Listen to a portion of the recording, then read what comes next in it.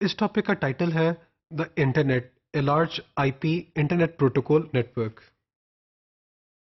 इस टॉपिक के ऑब्जेक्टिव्स क्या हैं? After completing this topic student will be able to explain why connecting to the internet provides a path for IP packets to be sent almost anywhere. जो figures है, जो material है in this topic, they have been adapted from Wendell Udam's book with the title Computer Networking First Step. अगर एक company ने दो far away located buildings हैं cable बिछाना चाहे तो it can not do so because of some legal and practical reasons. तो वो क्या करती है एक कंपनी? उन दो जो फार अवे लोकेटेड बिल्डिंग्स हैं उनके दरमियान कम्युनिकेशन के लिए क्या करती है? एक टेलीफोन कंपनी जिसने ऑलरेडी उसकी एबिलिटी है कि उसने अंडरग्राउंड केबल्स बिछाई हुई हैं उनकी सर्विसेज हायर करती है। So a telco already has the ability to let you connect to its network physically and then deliver the data over its network. तो आप क्या करते हैं? उस telco का network use करते हैं और अपना data deliver कर सकते हैं between two far away located buildings. अगर आप देखें तो with WAN links, the telco allows two sites to communicate. With frame relay, many sites can communicate, but they all must use the same frame relay service from the same telco. तो अगर आप point to point use कर रहे हैं तो दो sites communicate कर सकती हैं।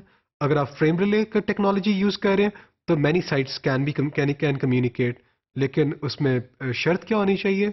Same frame relay service from the same Telco should be used.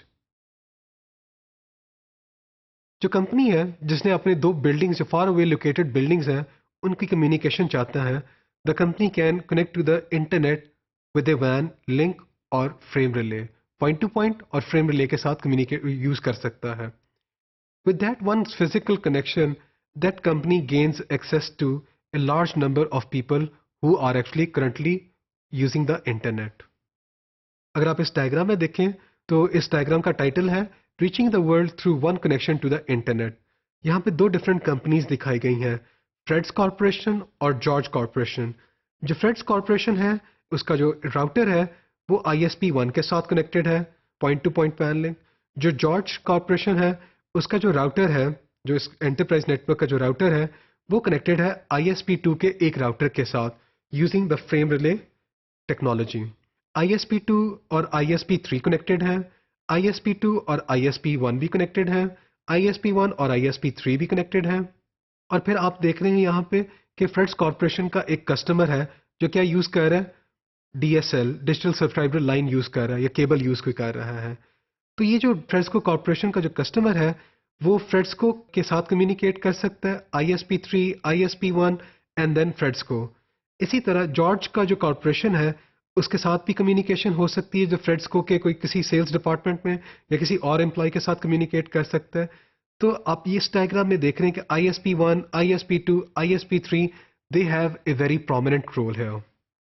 तो जो एक इंटरनेट सर्विस प्रोवाइडर है वो क्या करता है?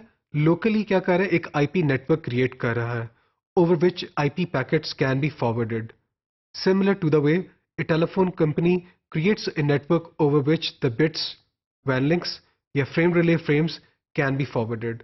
तो जिस तरह एक टेलीफोन कंपनी एक नेटवर्क बनाती है जो point to point when link में हो सकता है या फ्रेम रिले के जो फ्रेम्स हैं उनको फॉरवर्ड किया जाता है, ISP भी एक नेटवर्क एस्टैब्लिश करती है और उसके ऊपर IP पैकेट्स फॉरवर्ड किए जाते हैं। Some ISPs are actually telephone companies.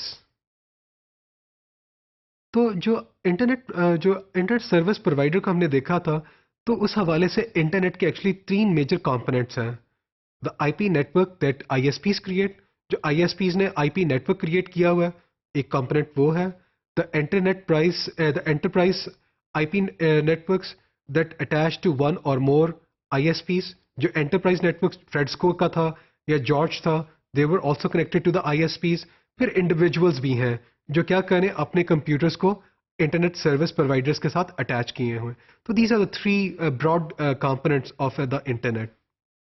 अगर हम इस टेबल को देखें तो इस टेबल का जो लेफ्ट मोस्ट कॉलम है उसमें वैन टाइप दिखाई हुई, वाइड एरिया नेटवर्क का टाइप दिखाया हुआ है।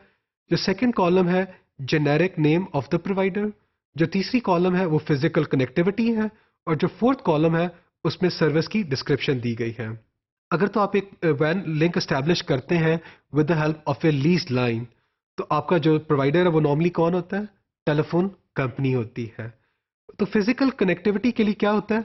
4 वायर का केबल है from the customer to the telco central office at each site. ये आपको चाहिए फिजिकल कनेक्टिविटी के लिए। डिस्क्रिप्शन क्या है सर्विस की? Telco forwards the bits between the two sites. अगर आप दूसरी वैन की जो टाइप है वो फ्रेम रिले यूज करते हैं, तो आपका जो प्रोवाइडर है वो फ्रेम रिले सर्विस प्रोवाइडर हो सकता है, जो टेलको भी हो सकती है।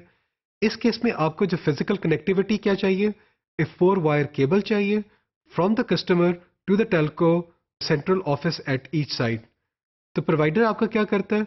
The provider forwards frames based on data link connection identifiers.